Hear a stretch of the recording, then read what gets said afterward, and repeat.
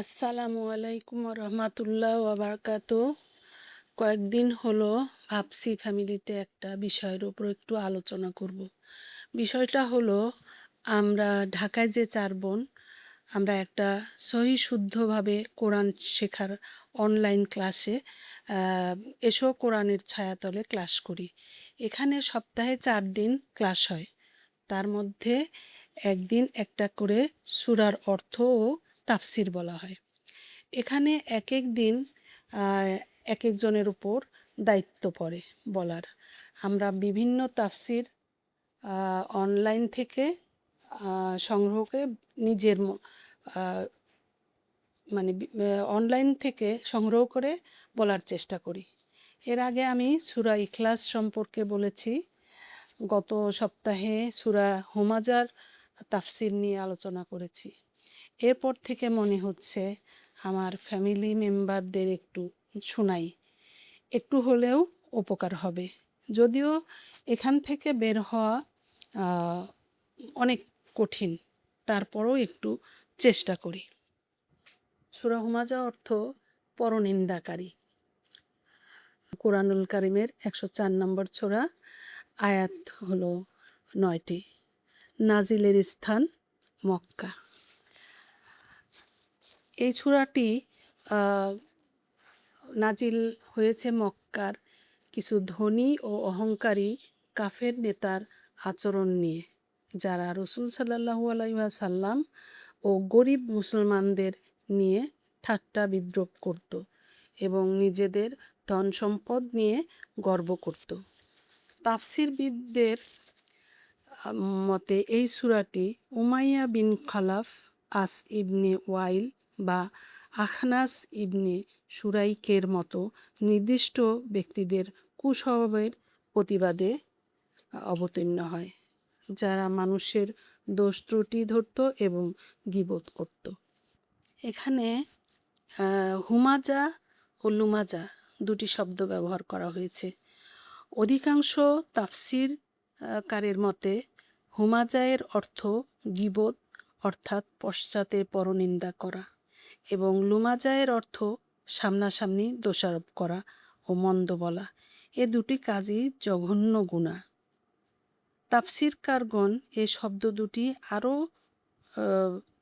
দুটির আরও অর্থ বর্ণনা করেছেন। তাদের বর্ণিত তাফসীর অনুসারে উভয় শব্দ মিলে এখানে যে অর্থ দাঁড়ায় তা হচ্ছে সে কাউকে লাঞ্ছিত করা, কাউকে তুচ্ছ-তাচ্ছিল্য করা, কারোর প্রতি তাচ্ছিল্য ভরে অঙ্গুলি নির্দেশ করা, চোখের ইশারায় কাউকে ব্যঙ্গ করা, কারো বংশের নিন্দা করা, কারো ব্যক্তিসত্তার বিরূপ সমালোচনা করা। এসবই মারাত্মক গুনাহ। পশ্চাতে পরনিন্দার শাস্তির কথা কোরআন ও হাদিসে বর্ণিত হয়েছে। এর কারণ এরূপ হতে পারে যে এ গুনাহে মশগুল হওয়ার পথে সামনে কোনো বাধা থাকে না। যে এতে মশগুল হয় সে কেবল এগিয়েই চলে। ফলে গুনাহ বৃহৎ থেকে বৃহত্তর ও অধিক থেকে অধিকতর হতে থাকে। সম্মুখে নিন্দা এরূপ নয়, এতে প্রতিপক্ষ বাধা দিতে প্রস্তুত থাকে, ফলে গুনাহ দীর্ঘ হয় না। এছাড়া কারো পশ্চাতে নিন্দা করা এ কারণেও বড় অন্যায় যে সংশ্লিষ্ট ব্যক্তি জানতেও পারে না যে তার বিরুদ্ধে কী অভিযোগ উত্থাপন করা হচ্ছে, ফলে সে সাফাই পেশ করার সুযোগ পায় না। আবার একদিক দিয়ে লুমাজা তথা সম্মুখের নিন্দা গুরুতর। যার মুখোমুখি নিন্দা করা হয় তাকে অপমানিত ও লাঞ্ছিত করা হয়। এর কষ্টও বেশি, শাস্তিও গুরুতর। রাসূলুল্লাহ সাল্লাল্লাহু আলাইহি ওয়াসাল্লাম বলেন, আল্লাহর বান্দাদের মধ্যে নিকৃষ্টতম তারা যারা পরোক্ষ নিন্দা করে, বন্ধুদের মধ্যে বিচ্ছেদ সৃষ্টি করে এবং নিরপরাধ লোকদের দোষ খুঁজে ফেরে। মুসনাদে আহমদ 4/227। মূল বিষয় মানুষের সম্মান নষ্ট করা, গীবত ও বিদ্রূপ, সম্পদের অহংকার, দুনিয়াকে স্থায়ী মনে করা এবং এসব অপরাধের আখিরাতের পরিণতি। সূরাটির বক্তব্যের ধারাবাহিকতা। প্রথম আয়াতে মানুষের সঙ্গে খারাপ আচরণের কথা বলা হয়েছে। দ্বিতীয় ও তৃতীয় আয়াতে সেই আচরণের পিছনে থাকা সম্পদের অহংকার দেখানো হয়েছে। চতুর্থ থেকে নবম আয়াতে অহংকারী ব্যক্তির আখিরাতের পরিণতি বর্ণনা করা হয়েছে। এখন আমি প্রতিটা লাইনের একটু তর্জমা করব। আউযু বিল্লাহি মিনাশ শাইতানির রাজিম। বিসমিল্লাহির রহমানির রহিম। ওয়াইলুল লিকুল্লি হুমাজাতিল লুমাজা। দুর্ভোগ প্রত্যেক সেই ব্যক্তির জন্য যে মানুষের দোষ খুঁজে বেড়ায়, অপমান করে এবং বিদ্রূপ করে। ওয়াইল মানে হলো ভয়াবহ দুর্ভোগ বা ধ্বংস বা কঠিন শাস্তির সতর্কবার্তা। লিকুল্লে মানে প্রত্যেকের জন্য, হুমাজা যে অন্যকে দোষারোপ করে, লুমাজা যে কথা, ইশারা বা আচরণের মাধ্যমে মানুষকে বিদ্রূপ করে। হুমাজা ও লুমাজা শব্দ দুটির ব্যাখ্যায় প্রাথমিক যুগের মুফাসসিরদের ভাষায় কিছু পার্থক্য রয়েছে। কেউ বলেছেন এটি দ্বারা মুখে অপমান ও একটি দ্বারা মুখে অপমান এবং অন্যটি দ্বারা হাত, চোখ, মুখভঙ্গির মাধ্যমে অপমান বোঝানো হয়েছে।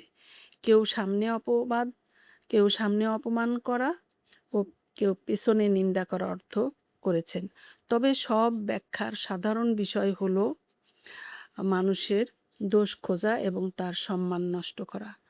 অপমান শুধু গালি দেওয়ার মাধ্যমেই হয় না, এর মধ্যে আরও থাকতে পারে কাউকে নিয়ে তাচ্ছিল্যের হাসি দেওয়া, চোখ বা মুখ দিয়ে ব্যঙ্গাত্মক ইশারা করা, কারো শারীরিক গঠন, পরিবার, পেশা ও আর্থিক অবস্থাকে নিয়ে হাসাহাসি করা, অন্যের ভুল সবার সামনে প্রকাশ করা, অপমানজনক নামে ডাকা, কারো অনুপস্থিতিতে তার অপছন্দনীয় বিষয় বলা, বর্তমান প্রেক্ষাপটে সামাজিক যোগাযোগ মাধ্যমে কাউকে নিয়ে অপমানজনক পোস্ট, মন্তব্য ইত্যাদি ছড়ানো।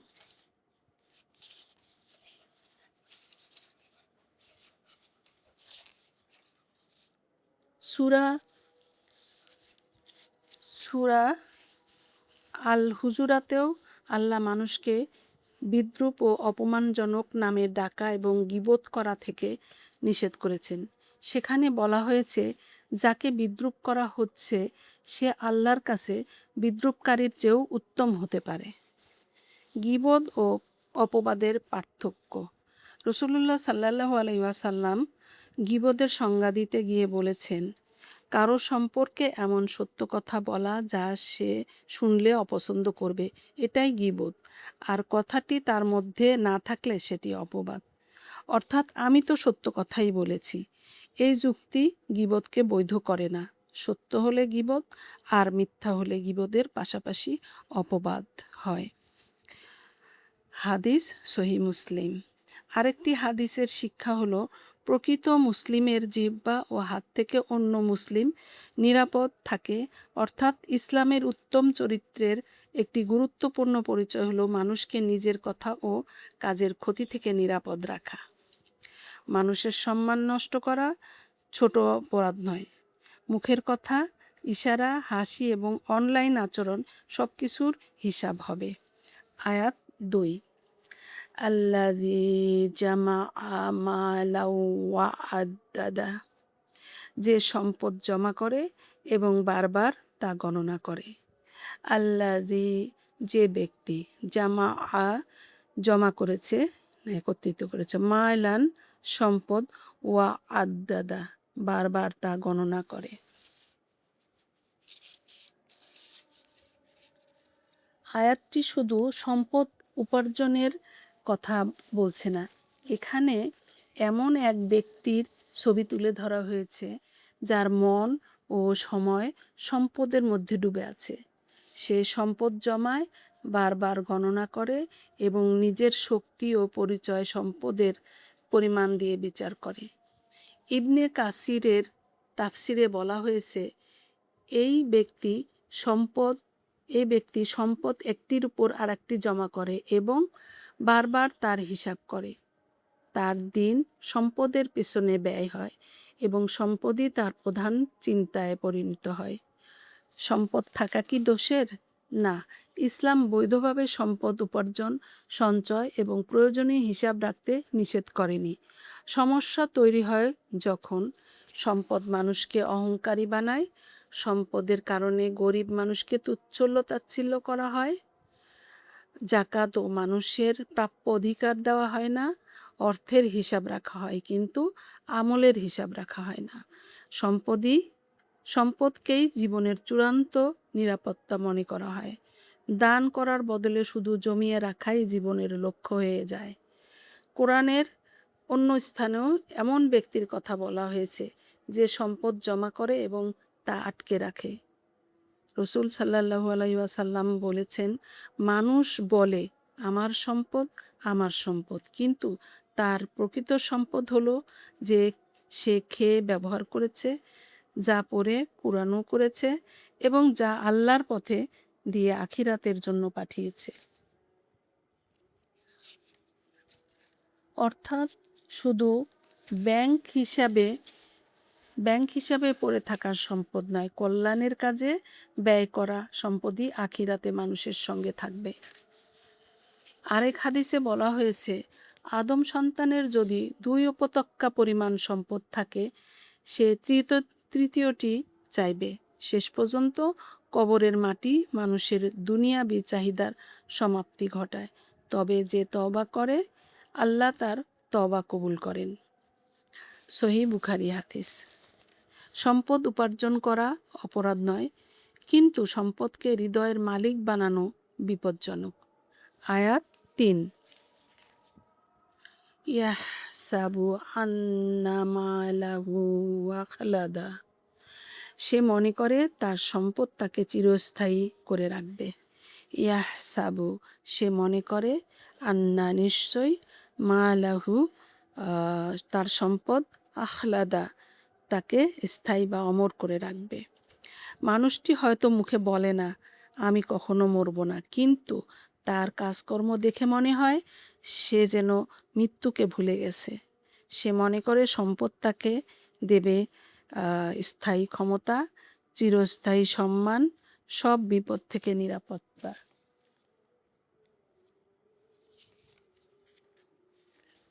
মানুষের উপর স্থায়ী প্রভাব। মৃত্যুর পরও দুনিয়ায় বড় পরিচয়। সম্পদ চিকিৎসা, বাসস্থান, নিরাপত্তা ও সুযোগ তৈরি করতে পারে, কিন্তু সম্পদ মৃত্যু বন্ধ করতে পারে না। বয়স, অসুস্থতা, মৃত্যু ও আল্লাহর বিচারের সামনে ধনী গরিব সবাই সমানভাবে অসহায়। ইবনে কাসির ব্যাখ্যা করেছেন, সম্পদ জমাতে থাকা ব্যক্তি মনে করে তার সম্পদ তাকে দুনিয়ায় স্থায়ী করে রাখবে। পরবর্তী আয়াতে কাল্লা, কখনোই না বলে আল্লাহ এই ধারণা সম্পূর্ণভাবে প্রত্যাখ্যান করেছেন। রাসূলুল্লাহ সাল্লাল্লাহু আলাইহি ওয়াসাল্লাম বলেছেন, মানুষ বৃদ্ধ হয় কিন্তু তার সঙ্গে 2টি আকাঙ্ক্ষাও বাড়তে থাকে, সম্পদের প্রতি ভালোবাসা, দীর্ঘ জীবন পাওয়ার আকাঙ্ক্ষা। সহিহ বুখারী হাদিস। এই হাদিস আয়াতটির মানসিক দিকটি বুঝতে সাহায্য করে। মানুষের বয়স বাড়লেও সম্পদের আকর্ষণ এবং আরও কিছুদিন বেঁচে থাকার আশা শেষ নাও হতে পারে। সম্পদ জীবনকে আরামদায়ক করতে পারে, কিন্তু জীবনকে চিরস্থায়ী করতে পারে না। আয়াত 4, কাল্লা লাইয়ুমবাযান্না ফিল হুতমা, কখনোই না, তাকে অবশ্যই হুতমার মধ্যে নিক্ষেপ করা হবে। কাল্লা, কখনোই নয়, লাইয়ুমবাযান্না, তাকে অবশ্যই নিক্ষেপ করা হবে, আল হুতমা, চূর্ণ বিচূর্ণকারী আগুন।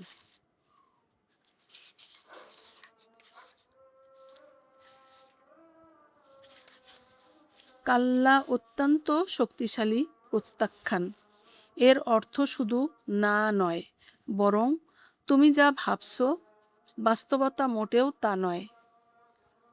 সম্পদ মানুষকে চিরস্থায়ী করবে, এই ভুল ধারণার পরপরই আল্লাহ আখিরাতের বাস্তবতা প্রকাশ করেছেন।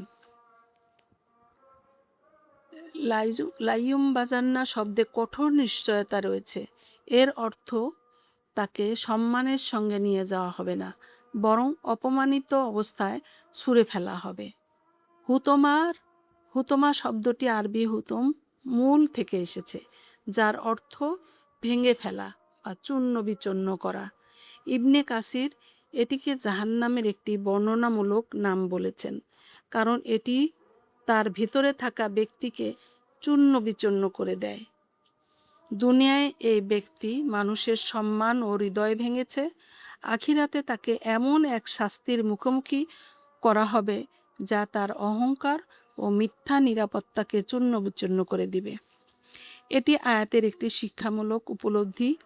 আল্লাহ এই আয়াতের পূর্ণ তাৎপর্য সবচেয়ে ভালো জানেন। সম্পদের অহংকার মানুষকে উপরে তোলে না, শেষ পর্যন্ত তা অপমানজনক পতনের কারণ হতে পারে। আয়াত 5, ওমা আদরাকা মাল হুতমা, আর তুমি কিভাবে জানবে হুতমা কি? ওমা আর কি, আদরকা তোমাকে জানাবে, যা বুঝতে দেবে। মাল হুতমা মানে হুতমা আসলে কি?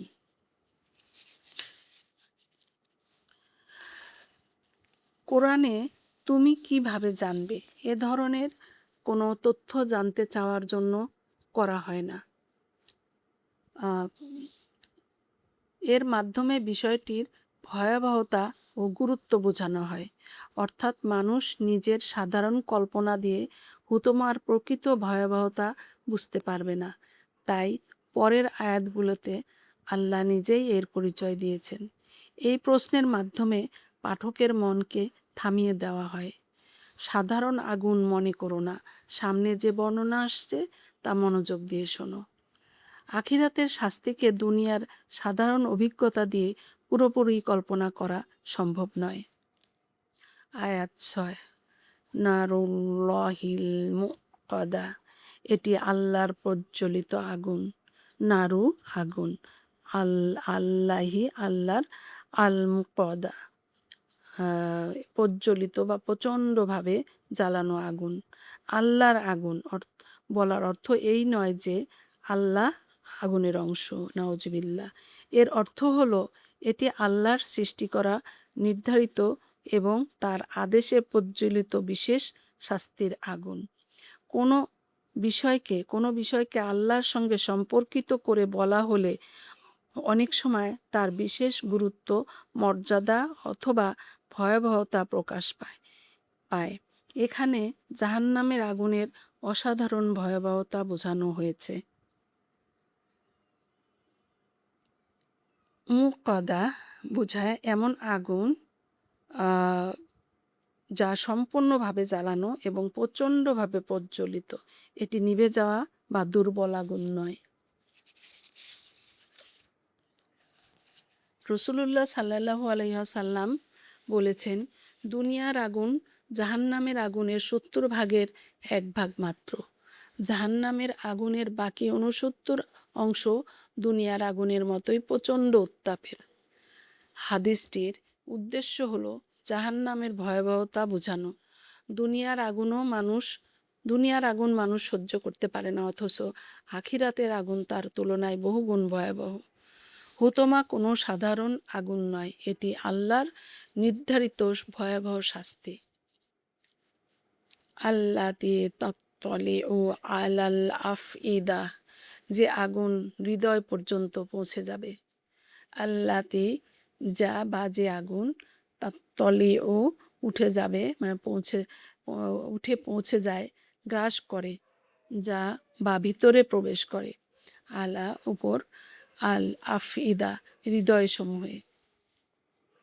দুনিয়ার আগুন সাধারণত শরীরের বাইরের অংশ থেকে পোড়ায়, কিন্তু হুতমার আগুন মানুষের গভীরতম অংশ হৃদয় পর্যন্ত পৌঁছাবে। ইবনে কাসিরের তাফসিরে প্রাথমিক যুগের কয়েকজন আলেমের বক্তব্য উল্লেখ করা হয়েছে যে আগুন শরীরকে গ্রাস করতে করতে হৃদয় পর্যন্ত পৌঁছাবে, অথচ শাস্তিপ্রাপ্ত ব্যক্তি তখনও জীবিত থাকবে। হৃদয়ের কথা বিশেষভাবে কেন বলা হয়েছে? সূরায় বর্ণিত অপরাধগুলোর মূল ছিল হৃদয়ের মধ্যে। অহংকার হৃদয়ে জন্ম নেয়। অন্যকে তুচ্ছ মনে করার মানসিকতা হৃদয়ে জন্ম নেয়। সম্পদের প্রতি অস্বাভাবিক আসক্তি হৃদয়ে জন্ম নেয়। মানুষের অপমান দেখে আনন্দ পাওয়াও হৃদয়ের রোগ। জিহ্বা ও অঙ্গপ্রত্যঙ্গ সেই ভিতরের রোগকে বাইরে প্রকাশ করে। তাই আয়াতটি শুধু শারীরিক যন্ত্রণার কথা বলছে না, শাস্তি মানুষের অস্তিত্বের গভীরতম স্থানে পৌঁছাবে।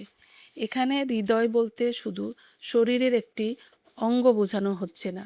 কোরআনের ভাষায় হৃদয় মানুষের বিশ্বাস, ইচ্ছা, অহংকার, নৈতিক বোধ ও মানসিক অবস্থার কেন্দ্র হিসাবেও ব্যবহৃত হয়। অপরাধ মুখ দিয়ে প্রকাশ পেলেও তার জন্ম হৃদয়ে। তাই ইসলাম আচরণের পাশাপাশি হৃদয়ের সংশোধনও চায়। আয়াত 8, ইন্নাহা আলাইহিম মুসদা, নিশ্চয়ই সেই আগুন তাদের উপর সম্পূর্ণভাবে বন্ধ করে দেওয়া হবে। ইন্নাহা নিশ্চয় তা, আলাইহিম তাদের উপর, মুসদা বন্ধ, সিলমোহর করা বা চারদিক থেকে আবদ্ধ।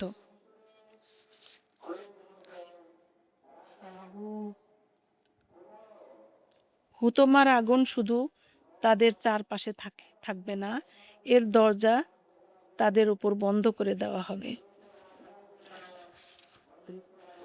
বের হওয়ার কোনো পথ থাকবে না, শাস্তি থেকে পালানোর সুযোগ থাকবে না, বাইরে থেকে সাহায্য আসবে না, সামান্য বিরতি বা মুক্তির আশাও থাকবে না।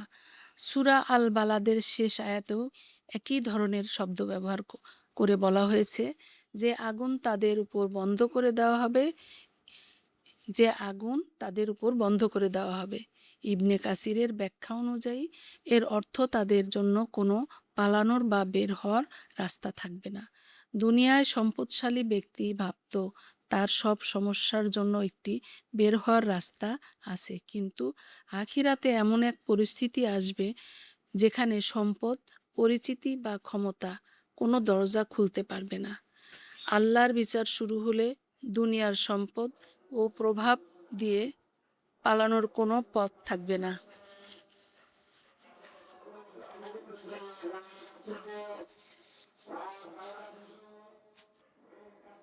আয়াত 9, ফি আমাদিম মুমাদ্দাদা, দীর্ঘ ও প্রসারিত স্তম্ভসমূহের মধ্যে। দীর্ঘভাবে স্থাপিত স্তম্ভ ও বন্ধনী দ্বারা তা দৃঢ়ভাবে আটকানো থাকবে।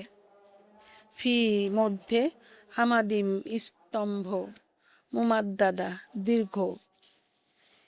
এই আয়াতের অনুবাদ ও ব্যাখ্যায় মুফাসসিরদের মধ্যে কিছু ভাষাগত পার্থক্য রয়েছে। প্রাথমিক যুগের ব্যাখ্যাগুলোর মধ্যে রয়েছে